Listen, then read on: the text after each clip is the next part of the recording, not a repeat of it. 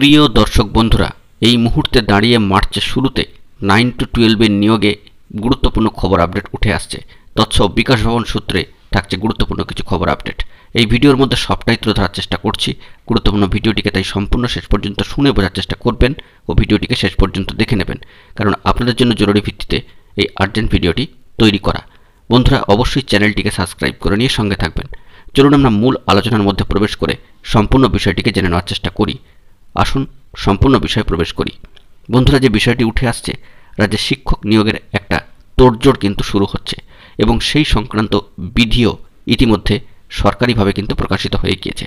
ইতিমধ্যেই সকলে অবগত হয়ে গিয়েছেন যে লোকসভা ভোটের মুখে রাজ্যের সরকারি মডেল স্কুল এবং নিউ ইন্টিগ্রেটেড গভর্নমেন্ট স্কুলগুলোতে নবম থেকে দ্বাদশে অর্থাৎ 9 to 12 সহকারী শিক্ষক শিক্ষিকা নিয়োগের বিধি ইতিমধ্যেই জারি করে দিয়েছে স্কুল এডুকেশন ডিপার্টমেন্ট বা স্কুল শিক্ষা দপ্তর।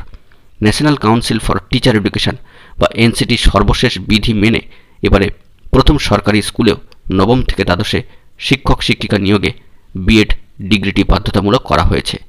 পাবলিক সার্ভিস কমিশন বা পিএসসির মাধ্যমে লিখিত পরীক্ষার ফলাফলের ভিত্তিতে প্রাথমিক ঝাড়াই বাছাই করে তালিকা তৈরি হবে এবং তারপর ইন্টারভিউর পরে চূড়ান্ত মেধা তালিকা প্রকাশিত হবে। এ বিষয়ে বিকাশ ভবন সূত্রে উঠে আসছে অত্যন্ত গুরুত্বপূর্ণ খবর যে সব মিলিয়ে বলা যাচ্ছে বা সর্বসাকুল্যে সরকারি মডেল স্কুল এবং নিউ ইন্টিগ্রেটেড গভর্নমেন্ট স্কুলগুলোয় ১৫০০-এরও বেশি শূন্যপদ রয়েছে।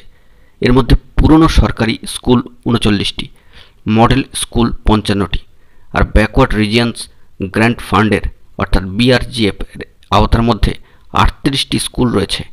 রাজ্যের সার্বিক সাক্ষরতার তুলনায় যেসব জেলায় সাক্ষরতার হার কম, সেখানে এই স্কুলগুলো গত ১.৫ দশকে তৈরি হয়েছে। এমনকি যেসব জেলায় সরকারি স্কুলই নেই, সেখানকার প্রত্যন্ত অঞ্চলেও এই স্কুল রয়েছে। মূলত কেন্দ্রীয় সরকারের অর্থানুকূল্যে মডেল এবং এনইজি স্কুলগুলো স্থাপিত।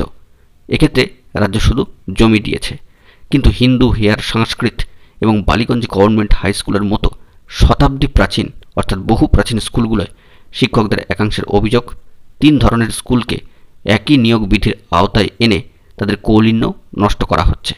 কারণ হিন্দু হেয়ার সংস্কৃতের মতো ৩৯টি সরকারি স্কুলের ড্রয়িং অ্যান্ড ডিসবার্সমেন্ট বা ডিডিও অথরিটি হচ্ছেন সংশ্লিষ্ট স্কুলের প্রধান শিক্ষক ও শিক্ষিকারা, কিন্তু নিউ ইন্টিগ্রেটেড স্কুলের ডিডিও হলেন সরকারি পোষিত স্কুলের মতোই সংশ্লিষ্ট জেলার বিদ্যালয় পরিদর্শকরা বা ডিআই মাধ্যমিক, আর মডেল স্কুলের ক্ষেত্রে ডিডিও হচ্ছেন সেখানকার মহকুমা শাসক। সরকারি স্কুলের শিক্ষক শিক্ষিকার নিয়োগ হয় বয়েজ ও গার্লস স্কুলের ক্ষেত্রে আলাদা করে, কিন্তু মডেল স্কুল এবং এনইজি স্কুলগুলোয় কোয়েড ভিত্তিতেই শিক্ষক শিক্ষিকা নিয়োগ হয়। আর কেন্দ্রীয় সরকারের ম্যাচিং গ্রান্টে বিআরজিএফ প্রকল্পে জেলার আর্থসামাজিক ও শিক্ষায় পিছিয়ে থাকা অঞ্চলে মডেল স্কুল এবং নিউ ইন্টিগ্রেটেড গভর্নমেন্ট স্কুলগুলো চলে। এখনও শিক্ষক শিক্ষিকাদের বেতনের একাংশ কেন্দ্রই বহন করে।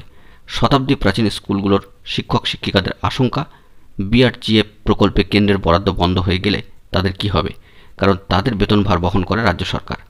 বিকাশ ভবনের আধিকারিকরা অবশ্য সরকারি স্কুলের শিক্ষক শিক্ষিকাদের যাবতীয় আশঙ্কাকে উড়িয়ে দিয়ে বলেছেন, আলিপুরদুয়ার, 2 দিনাজপুর, পশ্চিম মেদিনীপুর, দক্ষিণ দিনাজপুরে সরকারি স্কুল ছিল না। সেই সঙ্গে হুগলি, হাওড়া, পুরুলিয়া এবং বীরভূমের মতো একাধিক জেলায় আবার হাতে গোনা শতাব্দী প্রাচীন সরকারি স্কুল।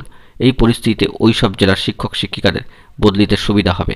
তাদের যুক্তি, সর্বশিক্ষা মিশন সম্প্রসারিত হয়ে রাষ্ট্রীয় মাধ্যমিক শিক্ষা মিশন ও সমগ্র শিক্ষা মিশন চালু হয়েছে, আর পিএসসির মাধ্যমে নিযুক্ত সমস্ত শিক্ষক শিক্ষাকর্মীর বেতন ও অবসরকালীন সুযোগ সুবিধা বহন করবে রাজ্য সরকারই। অত্যন্ত গুরুত্বপূর্ণ কিছু খবর আপডেট উঠে আসলো। বন্ধুরা, এখন এই পর্যন্তই। গুরুত্বপূর্ণ আপডেটগুলি পাওয়ার জন্য অবশ্যই তাই এখনই চ্যানেলটিকে সাবস্ক্রাইব করে নিয়ে সঙ্গে থাকুন। ধন্যবাদ।